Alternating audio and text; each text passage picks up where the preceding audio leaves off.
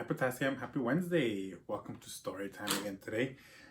Today we're going to read a story called The Empty Pot. I really like the story because the illustrations are very beautiful, but also has a nice or a very important message about being honest. So let's go ahead and get started. The Empty Pot.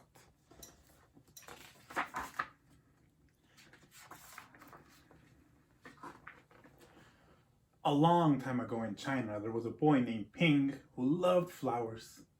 Anything he planted burst into bloom. Up came flowers, bushes, and even big fruit trees, as if by magic. I'll get a little closer here. Everyone in the kingdom loved flowers too. They planted them everywhere, and the air smelled like perfume. Look at the pictures, how pretty that is. Wow.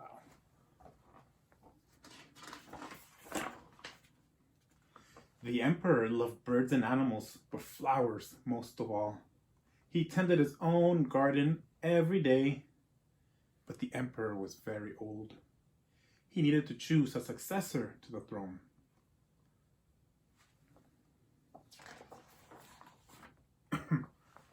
Who would his successor be? And how would the emperor choose? Because the emperor loved flowers so much, he decided to let the flowers choose. The next day, a proclamation was issued. All the children in the land were to come to the palace.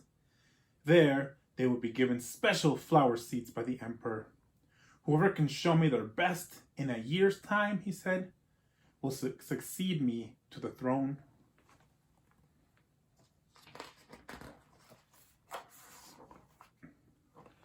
This news created great excitement throughout the land.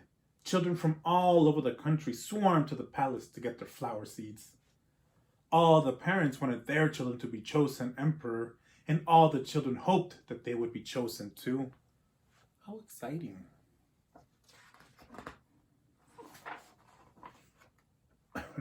When Ping received his seed from the emperor, he was the happiest child of all. He was sure he could grow the most beautiful flower.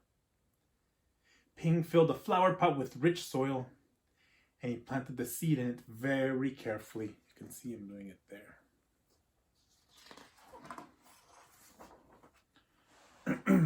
He watered it every day. He couldn't wait to see it sprout, grow, and blossom into a beautiful flower. Day after day passed, but nothing grew in his pot. Like when I planted those things, the little bell peppers. Ping was very worried. He put new soil into a bigger pot, then transferred the seed into the rich black soil.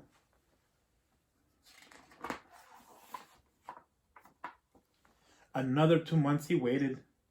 Still nothing happened. My goodness. By and by, the whole year had passed.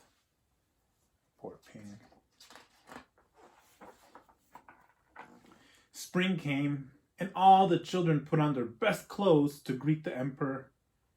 They rushed to the palace with their beautiful flowers, eagerly hoping to be chosen. And there they all are with the little flowers.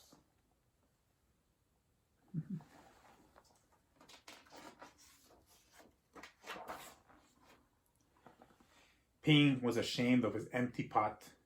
He thought the other children would laugh at him because for once he couldn't get a flower to grow. His clever friend ran by holding a great big plant. Ping, he said, "You're not really going to the emperor with an empty pot, are you? Couldn't you grow a great big flower like mine?" "I've grown lots of flowers better than yours," Ping said. "It's just this seed won't grow." And there's his friend with his big flower there.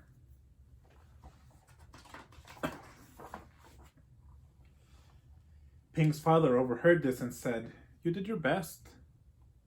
Your best is good enough to present to the emperor." Holding the empty pot in his hands, Ping went straight away to the palace.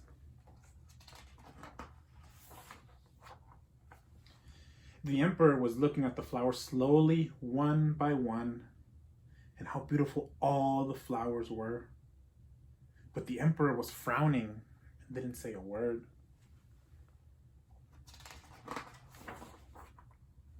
Finally, he came to Ping, and Ping hung his head in shame, expecting to be punished. The emperor asked him, "Why did you bring an empty pot?"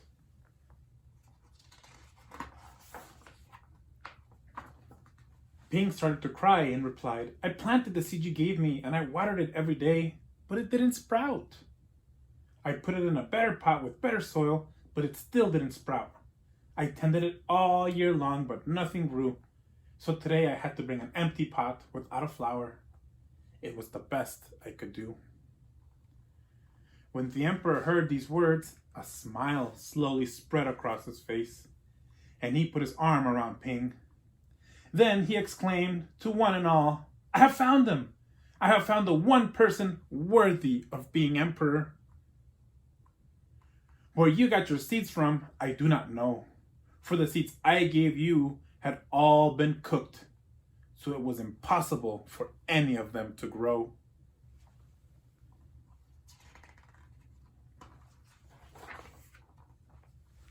I admired Ping's great courage to appear before me with the empty truth, and now I reward him with my entire kingdom and make him the emperor of all the land.